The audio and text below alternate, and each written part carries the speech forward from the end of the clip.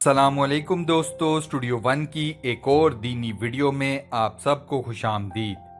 قرآن مجید میں بیان کیے گئے چند اہم ترین بیانات میں سے ایک بیان سیدنا آدم علیہ السلام کا ہے۔ حضرت آدم علیہ السلام ابو البشر ہیں، یعنی کہ تمام انسانوں کے باپ۔ قرآن مجید میں کئی جگہوں پر آپ علیہ السلام کا تذکرہ فرمایا گیا ہے۔ اللہ تعالیٰ نے حضرت اسرائیل علیہ السلام کو حکم دیا کہ زمین سے ہر قسم کی مٹی لے کر آؤ۔ حضرت اسرائیل علیہ السلام سرخ، سفید اور سیاہ رنگت کی مٹی لے آئے۔ اس مٹی کو پھر مکہ اور طائف کے درمیانی علاقے پر رکھا گیا اور اس پر باران رحمت کا نزول ہوا۔ اس مٹی کے خمیر سے سیدنا آدم علیہ السلام کا پتلا تخلیق فرمایا گیا اور پھر 40 سال اس پتلے کو بے جان رکھا گیا۔ اس کے بعد اس میں روح کو پھونکا گیا۔ حضرت آدم علیہ السلام کی تخلیق کے بعد اماں حوا کی تخلیق فرمائی گئی۔ جنت میں کی جانے والی غلطی پر سیدنا آدم علیہ السلام اور اماں حوا کو زمین پر اتار دیا گیا۔ جس جگہ ان دونوں کو اتارا گیا اسے آج سری لنکا کہا جاتا ہے، اور ایک پہاڑ پر بقول تاریخ نویس سیدنا آدم علیہ السلام کے پاؤں مبارک کے نشان بھی ہیں۔ زمین پر حضرت آدم علیہ السلام اور اماں حوا 200 سال ایک دوسرے سے جدا رہے۔ اس کے بعد اللہ تعالیٰ نے آدم و حوا کی توبہ قبول کی اور حضرت جبریل علیہ السلام انہیں مکہ میں جبل عرفات پر چھوڑ آئے۔ اللہ تعالیٰ نے حضرت آدم علیہ السلام کو خانہ کعبہ کی تعمیر کا حکم فرمایا اور حضرت جبریل علیہ السلام نے انہیں مناسک ادا کرنے سکھائے۔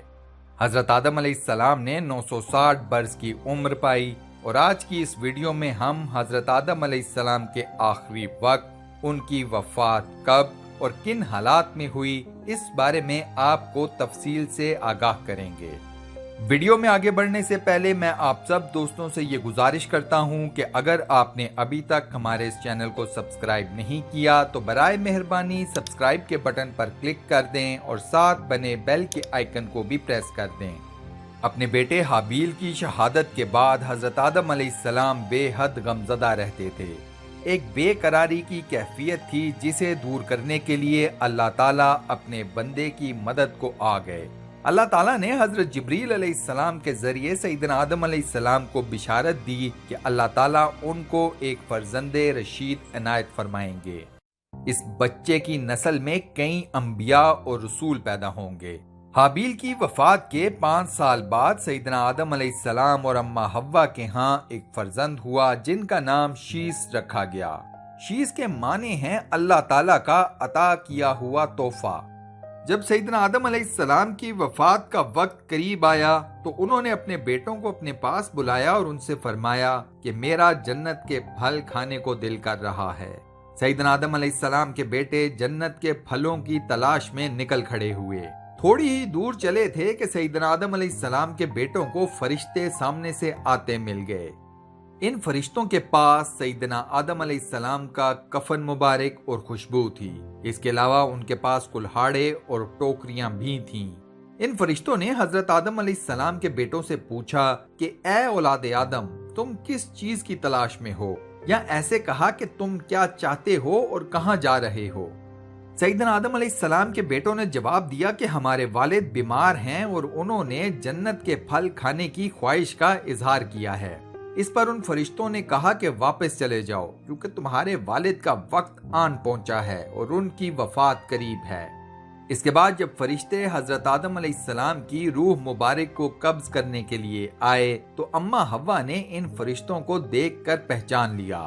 اماں حوا سیدنا آدم علیہ السلام سے لپٹ گئیں، جس پر سیدنا آدم علیہ السلام نے فرمایا کہ مجھ سے الگ ہو جاؤ، مجھ پر پہلے بھی مصیبت تمہارے ذریعے ہی پہنچی تھی، مجھے میرے رب کے فرشتوں کے ساتھ رہنے دو۔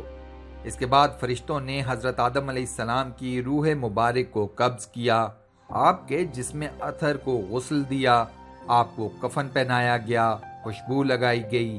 اس کے بعد آپ کی لحد مبارک کو تیار کیا گیا، آپ کی نماز جنازہ ادا کی گئی جو کہ روایات میں آتا ہے کہ حضرت جبریل علیہ السلام نے پڑھائی۔ اس کے بعد سیدنا آدم علیہ السلام کو قبر میں اتار کر اوپر سے مٹی ڈال دی گئی۔ آخر میں فرشتوں نے سیدنا آدم علیہ السلام کے بیٹوں سے کہا کہ اے آدم کے بیٹو، تمہارے لیے یہی طریقہ ہے، یعنی کہ مردے کی تدفین کا طریقہ۔ حضرت ابی بن کعب سے روایت ہے کہ نبی کریم صلی اللہ علیہ وآلہ وسلم نے فرمایا، جب سیدنا آدم علیہ السلام فوت ہوئے تو فرشتوں نے انہیں طاق عدد پانی سے غسل دیا اور ان کی تدفین کی، اور پھر کہا کہ آدم کی اولاد میں یہ آدم کی سنت ہے۔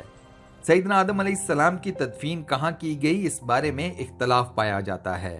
کچھ روایات میں سیدنا آدم علیہ السلام کی تدفین کی جگہ سری لنکا لکھی گئی ہے، کچھ میں جبل ابی قبیس، کچھ میں سعودی عرب میں مسجد خریف کے صحن یا اندر، اور کچھ میں عراق۔ ایک روایت یہ بھی ہے کہ جب حضرت نوح علیہ السلام کے زمانے میں طوفان آیا تو حضرت نوح علیہ السلام نے حضرت آدم علیہ السلام اور اماں حوا کی میتوں کو ایک تابوت میں ڈال کر کشتی میں رکھ لیا تھا، اور طوفان کے ختم ہونے کے بعد انہیں بیت المقدس کے علاقے میں دفن کر دیا تھا۔ حضرت آدم علیہ السلام نے اپنی وفات سے پہلے حضرت شیث علیہ السلام کو اپنا قائم مقام بنا دیا تھا۔ انہوں نے اپنے تمام بیٹوں کو تلقین کی کہ وہ سب حضرت شیث علیہ السلام پر ایمان لے آئیں اور ان کی فرما برداری کریں۔ حضرت آدم علیہ السلام کے تمام بیٹوں نے اس بات کا اقرار کیا، اور پھر حضرت آدم علیہ السلام کے وصال کے بعد حضرت شیث علیہ السلام نے تبلیغ کا کام شروع کر دیا۔ اس دور میں انسانوں کے اندر نافرمانی آ چکی تھی۔ حضرت شیث علیہ السلام کے دور میں بنی آدم دو گروہ تھے۔ ایک وہ تھا کہ جو اللہ تعالیٰ اور حضرت شیث علیہ السلام کی تائید کرتا تھا، جبکہ دوسرا گروہ قابیل کی اولاد کی فرما برداری کرتا رہتا تھا۔ حضرت شیث علیہ السلام کی نصیحت پر کچھ لوگ واپس راہ راست پر بھی آ گئے، جبکہ کئی بدستور نافرمانی پر ہی اڑے رہے۔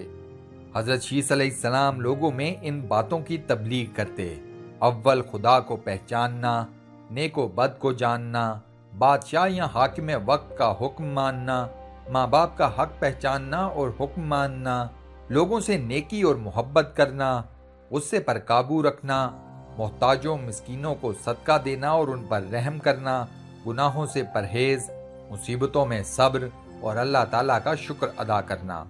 حضرت شیث علیہ السلام کا جب اپنے رفیق اعلیٰ کی جانب کوچ کرنے کا وقت آن پہنچا تو انہوں نے اپنے بیٹے انوش کے حق میں وصیت کر دی۔ چنانچہ نبوت کے منصب اپنے بیٹے خنوخ کے حق میں وصیت کی۔ کہا جاتا ہے کہ خنوخ کا دوسرا نام حضرت ادریس علیہ السلام ہے۔ سیدنا آدم علیہ السلام کی عمر مبارک 130 سال تھی جب ان کے ہاں حضرت شیث علیہ السلام کی ولادت ہوئی۔ شیث سریانی زبان کا لفظ ہے، اس کے عربی میں معنی ہے اللہ تعالیٰ کا خاص تحفہ۔ سیدنا آدم علیہ السلام کے بعد بنی نوع انسان حضرت شیث علیہ السلام سے آگے بڑھی۔ اس کی وجہ یہ ہے کہ سیدنا آدم علیہ السلام کے دیگر بیٹوں سے ان کی اولادوں کے سلسلے زیادہ لمبے نہ چل سکے تھے۔ تمام انبیاء کرام بھی حضرت شیث علیہ السلام کی ہی نسل میں پیدا ہوئے۔ قرآن مجید میں حضرت شیث علیہ السلام کا ذکر موجود نہیں۔ نبی کریم صلی اللہ علیہ وآلہ وسلم کی ایک حدیث مبارکہ کے مطابق اللہ تعالیٰ نے اپنے نبیوں پر 100 صحیفے اور 4 کتابیں نازل فرمائیں۔ ان 100 صحیفوں میں سے 50 صحیفے حضرت شیث علیہ السلام پر نازل فرمائے گئے۔ اس بات سے حضرت شیث علیہ السلام کی نبوت ثابت ہوتی ہے۔ آپ اللہ تعالیٰ کے دوسرے نبی تھے۔ سیدنا آدم علیہ السلام نے بعض روایتوں کے مطابق حضرت شیث علیہ السلام کو طوفان نوح سے خبردار کر دیا تھا، اور یہ بھی کہا تھا کہ اگر تم وہ زمانہ پاؤ تو میرے جسم کو کہیں اور منتقل کر دینا۔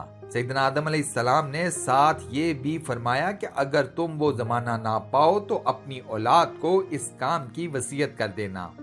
سیدنا آدم علیہ السلام نے جنت میں ایک وقت مقرر گزارا تھا جس کے احوال جاننے میں حضرت شیث علیہ السلام کو بے حد دلچسپی ہوا کرتی تھی۔